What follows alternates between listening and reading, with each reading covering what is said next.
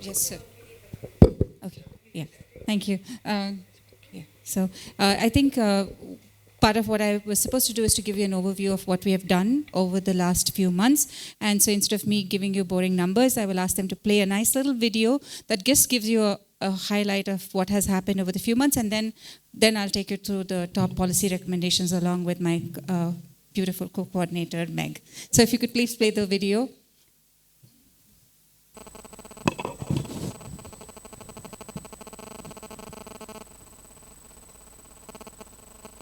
Within Civil 20, the Gender Equality and Women's Empowerment Working Group, formerly known as Gender Equality and Disability, is committed to holistically examining and addressing the multifaceted dimensions of inequalities and disadvantages experienced by people of all genders.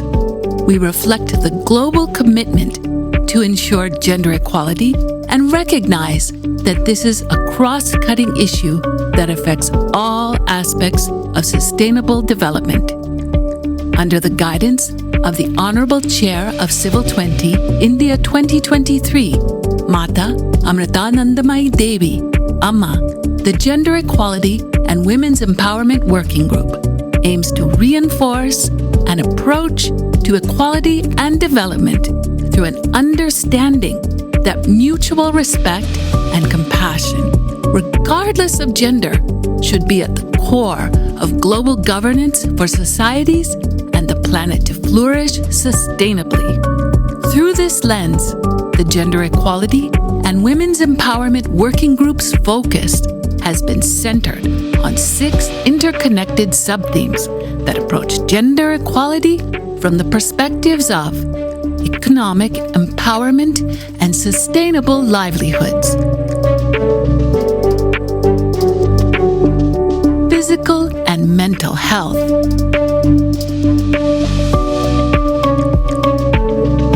education and skill development,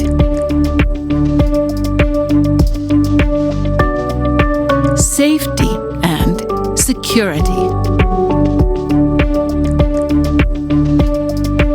environment and disasters, social cultural implications, including engaging and creating awareness in men and boys. After months of consultations with thousands of CSOs worldwide, our working group successfully held an international summit on April 22 to 23, 2023, where CSOs and senior experts from around the world came together to deliberate on the proposed policy recommendations, condensed them into a short list of the most critical policies, and then democratically selected the top recommendations to be submitted to the G20. Key recommendations and udaharans were announced. Among the most exciting achievements was the establishment of a separate working group focusing specifically and exclusively on disability, while our working group's identity shifted to gender equality and women's empowerment. The resultant policy pack on the theme of gender equality and women's empowerment captures the outcomes of this summit and reflects the most urgent and critical policies for the G20 leadership to consider.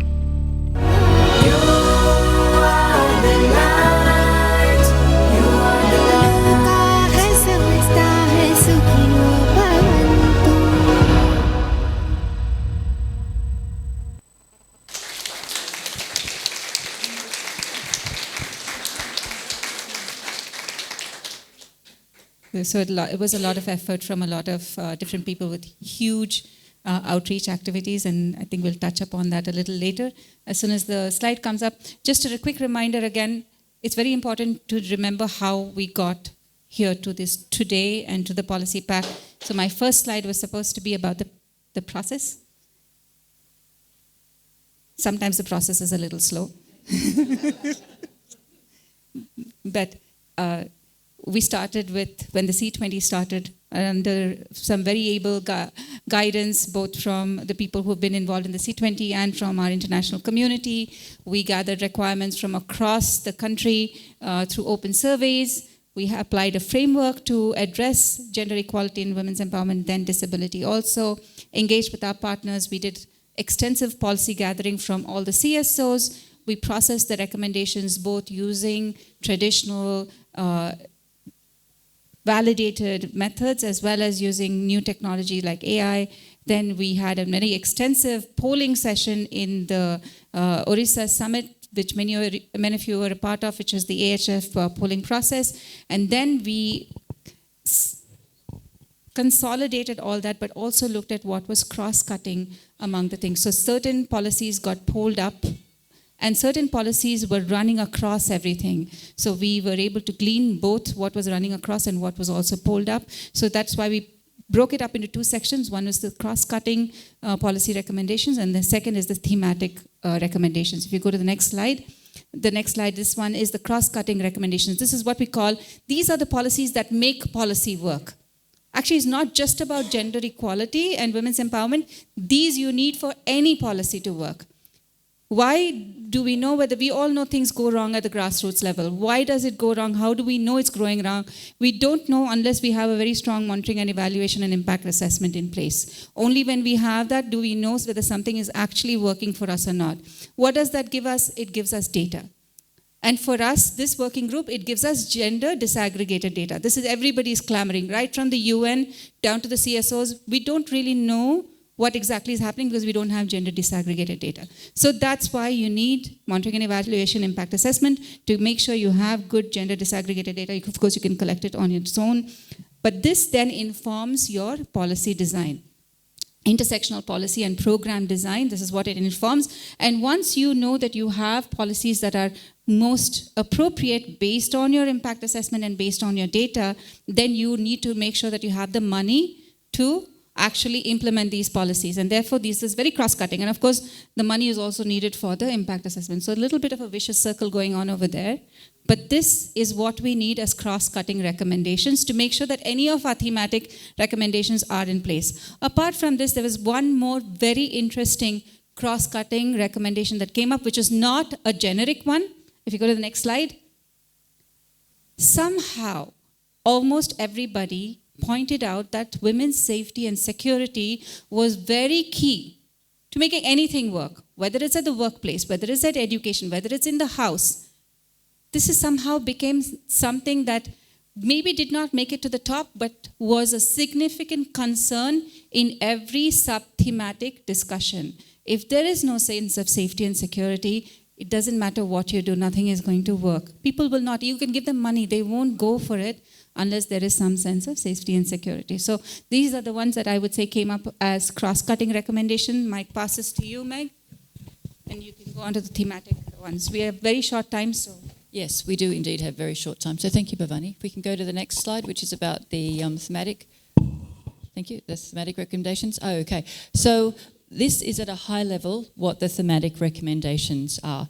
And just echoing what Bhavani said, these are also impacted by the cross-cutting recommendations. We need both. Now, I'm not going to speak at length about this because when I look across the room, I see many people here have deep expertise, and we have some great leaders in the room who have depth in these areas.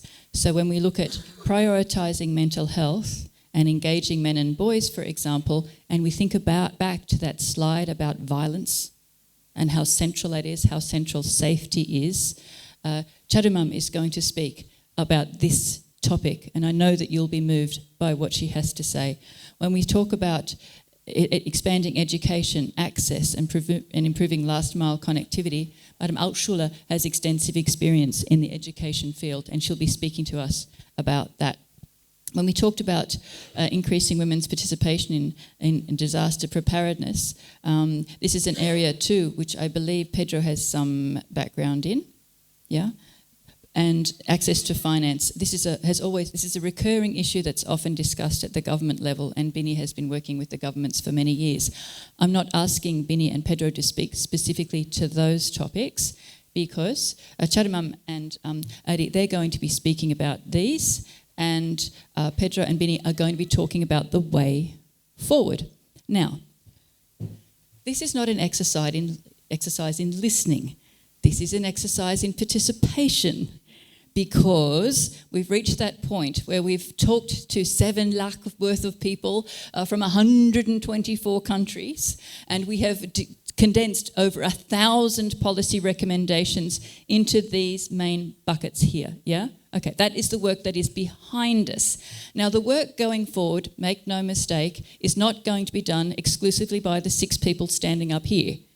That's not what this is about. That's why I'm delighted that we have all of you here, and it's standing room only, because it's going to take everybody to get on board to do this, yeah? So we're going to cross to our speakers now, and then we're going to come back, and before we go to the way forward, I'm going to invite you on a journey, on a way to participate, yeah? No leaving the room until we get to the end. No thinking too hard. It isn't too hard. We have over 1,000 Udaran examples, you know. Go Government of India for introducing that. Fabulous legacy. This is what we have to do, policy recommendations. So many examples of how it's already being done. Can be replicated in other towns, in other states, in other countries in the G20. So stay tuned for that. Now I'm going to pass the microphone now to Adi, I believe. Yeah, Adi, please.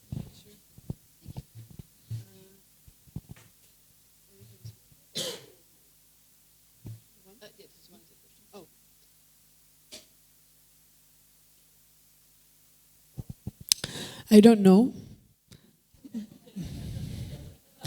So, good morning. I'm Adi, I'm from Israel. And it was hard for me to come. Last week, the government closed the Ministry for Equality and Gender Equality in Israel. And the situation these days in Israel is very, very complicated, moving from democracy country to dictatorship. And I don't know how much you're familiar